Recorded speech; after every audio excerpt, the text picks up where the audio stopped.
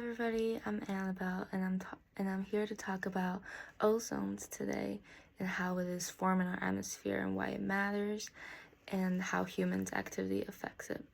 So to talk about ozones, there are two types. One existing in our stratosphere, which is good, it protects us from UV radiations, and also in our tropospheric, which is the air that we breathe, it is bad. It creates like air pollution and smog and other health risk problems. So what is ozone? Ozone is a molecule made out of 3 oxygen, O3.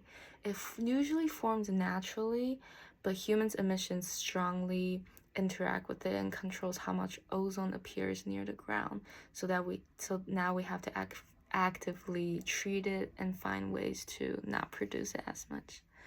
And so at the ground level, tropospheric ozone formation, it is formed through like a series of sunlight driven reactions, photochemical reactions, involving nitrogen oxides and volatile organic compounds. So nitrogen oxides usually is emitted from vehicles as NO, and it reacts in the air into NO2. And then VOCs, volatile organic compounds, usually forms like power plants, burning fossil fuels, and some common chemicals are like benzene, formaldehyde, and also contributes to the formation of ozone. The third ingredient is sunlight. Hint, photochemical reactions. And so usually ozone layer usually spikes in the summer because of the high heat and sunny days. And our stratosphere ozone formation, it's good. We like it there because it helps absorbs UV radiation and it warms up the stratosphere, creating this life protection layer.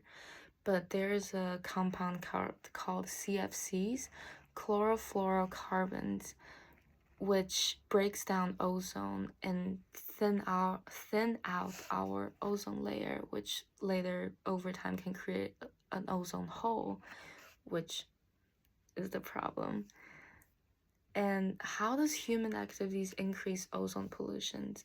So, as we said before, nitrogen oxide, VOCs, both increase ozone production.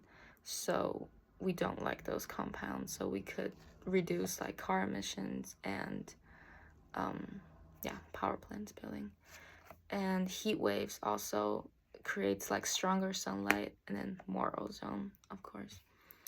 And some of the health and environmental effects of ozone is that like damaged crops and vegetations, also irritates our human lungs and worsen asthma and creates more diseases, and also reduces visibility because ozone is a main contributor to the smog that we see in a lot of big cities.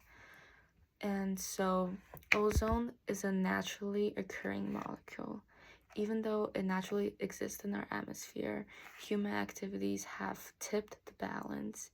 And I hope this video helped you understand more of how it forms.